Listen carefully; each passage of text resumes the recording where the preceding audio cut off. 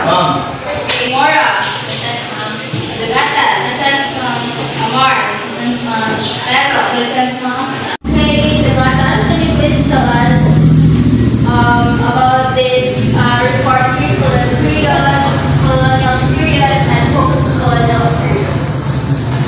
So, pre-colonial period, before 1521, wala pa ta nasakop pa na sa Spanish colonization. So, Philippines is already intelligence, kaya nakabuhat sila ang kanang medicine gamit ang mga plants, herbs, crop rotation and irrigation, transportation like bangka para magamit nila pag-travel sa kanang lain para sa tapos rice terraces para kanang ang ilang mga rice is kanang nindot siya og paglabong kay kanang ma-irrigate siya tarong. Tapos sa colonial period is Spanish colonization na siya in 1521 to 1898. The arrival of Spanish colonizer brought modern construction methods, health, and education system. So diri ang period is na sila ang nagdala sa mga hospitals, education para daw ang Philippines is mas nilot na siya of learnings about anak niya. Tapos ang post-colonial period, after gaining independence, mo na siya ang kanang Independence Day, 1946. The Philippines continue to pursue science and technology programs under different administration. Daraan na nila na Department of Science and Technology, National Economic and Development Authority, Philippines Council for Industry, Energy, and Emerging Technology Research and Development, Philippine Institute of Volcanology and Seismology, Product Development Program, Science for Change Program, Technology Transfer and Commercialization, Innovation, and Research Grants. Okay, so thank you for sharing. Okay. How about sa DLSD and finish ang topic, National Economic Development? Kung ano, sir? Okay, Mora. So, ang DOST or Department of Science and Technology is isa siya program na mag-support sa mga project na ginagawa ng mga tao. So, example na niya is naghahatag sila o pondo para sa research sa agriculture, health, o technology para mapabuti ang buhay ng mga Pilipino. So, sila na nagatabak sa paglaganap ng mga bagong inventions o mga discoveries na nakatabak sa pag-unlad sa mga bansa. Kung naay mga scientists or inventors na may mga bago na idea about sa technology or solution sa problema, of course, si DOST ang partner nila. Then, ang NEDA naman, or National Economic and Development Authority is nagatabang kami siya sa pagbuhat o plano para sa overall na pag-unlad sa bansa. So, pareha sa pag-improve o pag-improve sa economy, kabuhayan, o infrastruktura. Pero dili siya kanang science and technology na agency. Importante ang part sa NEDA sa pagplano kung unsaong paghatag ang mga innovations sa technological advancement sa project ng mga strategies sa Philippines. So examples, kung naay bagong technology na pwede ma-improve sa farming, of course, sabaman din na sa NEDA para mag-uban sila sa development plan sa bansa. So, sa overall, ang DOST ang DOST is muna siyang nag-focus sa science and technology na side. While ang NEDA is make sure niya ang country growth na to is kauban siya sa innovation, sa research of national goals. That's all. Thank you, Nos. You have understanding for this topic. Okay, so, isa naman ang gusto answer sa kaning topic, the Philippines Council for Industry, Energy, and Emerging Technology, Research and Development, and Philippine Institute of Volcanology and Seismology. Okay, so Amar.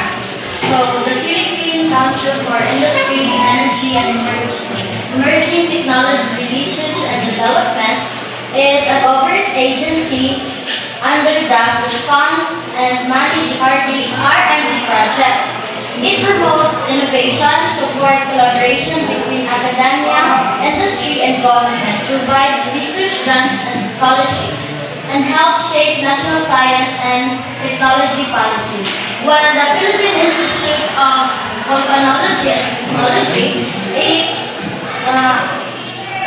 is under the agency responsible for monitoring earthquakes, volcanoes, and tsunami. It conducts hazard mapping, issue alerts, and promote disaster preparedness to reduce risk. PBOOKS also provides research and data to support disaster risk and management efforts. Okay, so let's move on. Can someone explain this product development program and the Science for Change program? Okay, so Tara, please answer.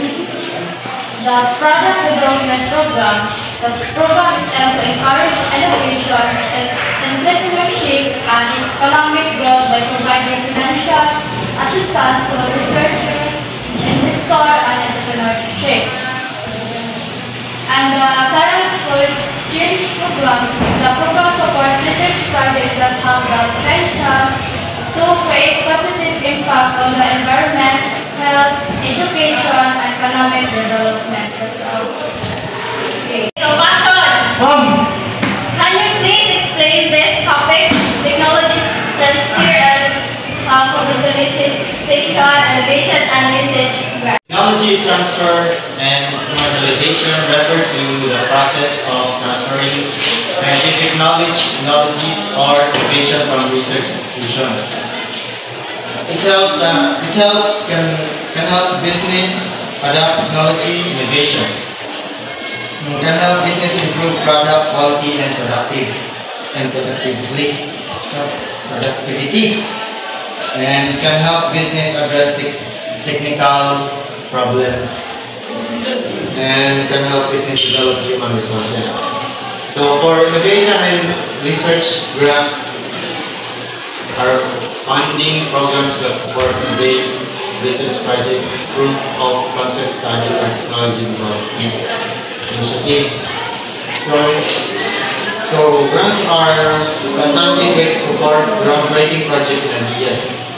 The U.S. Department of Education, Innovation and Research EIR program is a great example of this. They provide funding to create, develop, and implement replicate, course, scale up, innovate, evidence-based project that improves students' achievement and attainment for high needs students. And the EIR program has 3 types grants: early phase, mid phase, and expansion grants. Class, thank you so much no, sa inyong ibang share your learnings about this topic. So, Excuse me, ma'am. Can you share about the personalities that have attribute about these studies? okay, so nice question. So this is the personalities.